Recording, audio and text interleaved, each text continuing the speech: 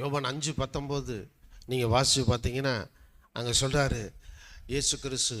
அப்பொழுது இயேசு அவர்களை நோக்கி, மெய்யாகவே மெய்யாகவே நான் உங்களுக்கு சொல்லுகிறேன், பிதாவானவர் செய்ய குமாரன் காண்கிறதோ அதையே அன்றி வேற ஒன்றும் தாமாய் செய்ய மாட்டார். அவர் எவைகளை செய்கிறாரோ அவைகளை குமாரனும் அந்தபடியே செய்கிறார்.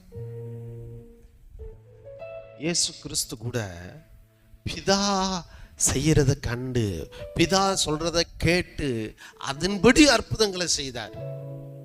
நீங்க உங்க வாழ்க்கையிலும் நீங்க என்ன செய்யணும்னு திட்டமிடாதீங்க.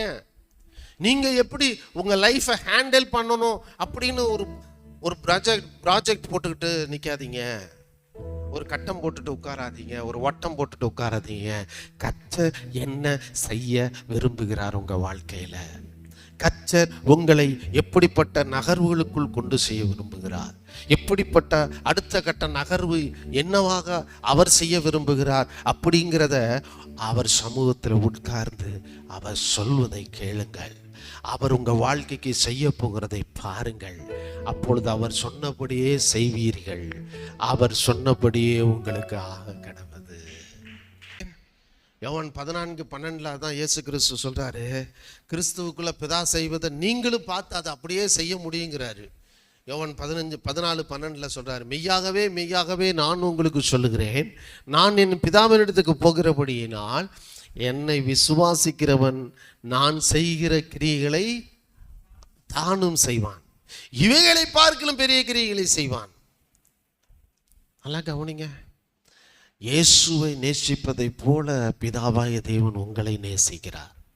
எப்படி இயேசு என்ன செய்யணும்னு இந்த பூமியில் வந்தப்போ பிதா சொன்னாரோ, எதை காமிச்சாரோ அதை தான் இயேசு செய்தார், அதை தான் பார்த்தாரு. அதே போல் உங்கள் வாழ்க்கையில் தேவன் என்ன சொல்லுகிறாரோ அதை கேளுங்கள். தேவன் உங்கள் வாழ்க்கைக்கு என்ன செய்ய வேண்டும் என்று காண்பிக்கிறாரோ அதை பாருங்கள். அதுதான் அற்புதத்திற்கான அடித்தளமாக இருக்கிறது. அற்புதத்திற்காக நீங்கள் அங்கேயும் இங்கேயும் ஓட தேவையில்லை. அற்புதத்திற்காக நீங்கள் கலங்க தேவையில்லை. ஒரு அற்புதம் செய்யும் ஆண்டவரே என்று சொல்லி திகைத்து நிற்க தேவையில்லை. காரணம், தேவன் உங்கள் வாழ்க்கையில் ஒவ்வொரு கட்டத்திலும் என்ன செய்ய விரும்புகிறார் அதை உங்களுக்கு சொல்லித்தான் செய்ய போறாரு. அவர் சொல்றதை தயவு செய்து காது கொடுத்து கேளுங்க. நிறைய பேர் ஆண்டவர் சொல்றது கேட்கறது இல்லை. பில்லி சூனியத்தை தேடி ஓடுறது, ஜோசியத்தை தேடி ஓடுறது, வாஸ்துக்களை தேடி ஓடுகிறது, இதை தேடு அதை தேடுனா எங்கேயும் ஓடாதீங்க, எங்கேயும் தேடாதீங்க. கர்த்தர் சமூகத்தில் அமர்ந்துருங்க. நீங்கள் அமர்ந்திருந்து நானே தேவன் என்று அறிந்து கொள்ளுங்கள் என்று கர்த்தர் சொல்றார். கர்த்தர் சமூகத்தில் உட்கார்ந்து அவர் என்ன சொல்றாருங்கிறத காது கொடுத்து கேளுங்க. அற்புதம் உங்கள் வாழ்க்கையில் ஆட்டோமேட்டிக்காக நடந்துடும்.